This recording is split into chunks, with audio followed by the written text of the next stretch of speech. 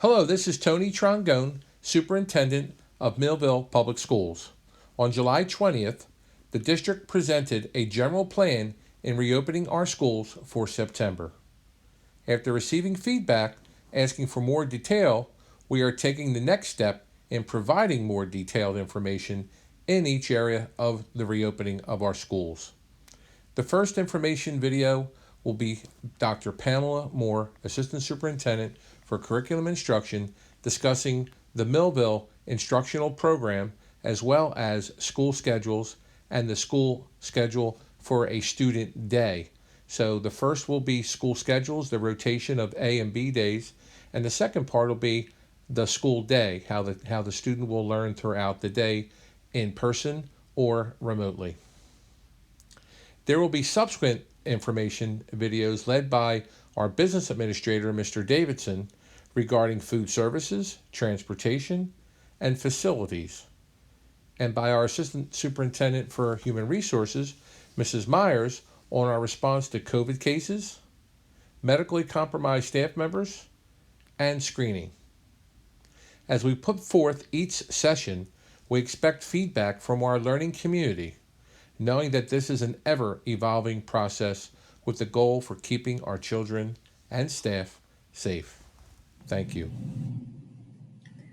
Welcome to our school reopening session. Today, we will focus on the instructional plan for hybrid and remote instruction. The Millville Public School reopening plan is still in draft, and additional revisions will be done as appropriate. Families choosing remote instruction for the 2020-21 school year will be asked to submit their request by Friday, July 31st. This will allow the district to develop appropriate grade level schedules for remote instruction. Again, the school reopening plan is a fluid document and will continually be updated. This plan will be submitted to the board for approval at our August 3rd meeting. So what is the plan for returning to school in the fall? Students who return to school in the fall will have a hybrid learning experience. That hybrid learning experience is a way of combining face-to-face classroom instruction with digital course delivery to deliver grade level standards-based instruction. We will return to school on September 3rd, 2020. Students will either engage in face-to-face and digital learning, which is our hybrid experience, or they will return with 100% digital learning. You will see icons at the bottom of the page to indicate whether we are discussing face-to-face or full remote. In our survey that was taken last week, parents indicated 66.1% of parents indicated that they plan to send their child to school on a hybrid schedule. The hybrid schedule has been created to minimize students' interactions and to promote social distancing. We will divide the students into two cohorts, an orange group and a blue group. Students living in the same household will be assigned to the same cohort. If there are individual situations, please contact the school for the school schedule. Once we have determined how many students will be on remote learning, we will communicate school schedules at that time. This is the schedule for September and October. We will begin our schedule with an orange day and a blue day. The following week will be 2 orange days and 2 blue days. And then we will have our regular schedule with Wednesday being a remote day.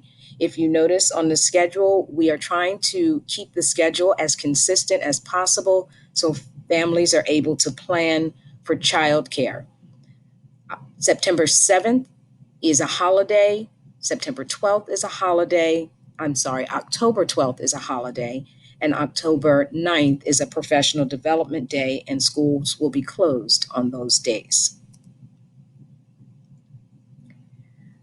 During the face-to-face days, our teachers will provide grade level instruction with appropriate accommodations and modifications to make sure that all students' needs are being met. The grade level instruction may include lectures, modeling, approved videos, and presentations, and other forms of teaching that will align to the grade level content. Students will be supported according to their IEPs, L support, and receive response to intervention.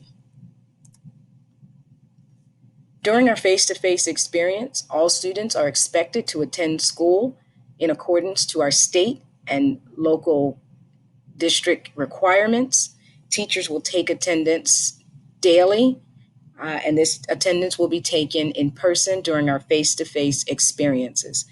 In the event that we are unable to reach students, school-based and central office staff will actively identify students who aren't returning and not attending regularly, and we will do everything we can to make sure that we reach students so that they can receive an appropriate education as well. For our digital learning experience, our full remote experience, we understand that families will need to consider many factors as they determine if and when to send their child to school in person. Families and students will have the opportunity to opt into the digital learning experience. And again, that deadline is July 31st. The digital learning students will be assigned a teacher. This teacher may or may not be their regularly assigned teachers.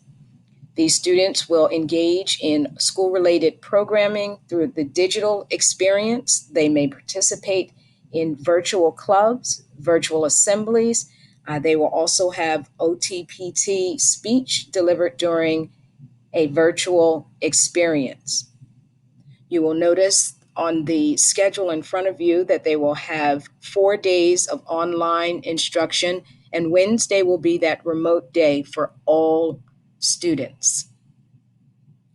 Any student who elects full remote will remain on full remote for the entire first semester, and you must notify the school by December 1st if you wish to make a change.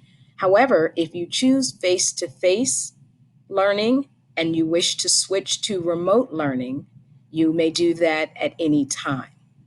Students who opt for full remote will not be eligible to participate in any in-person activities such as extracurricular programs and sports.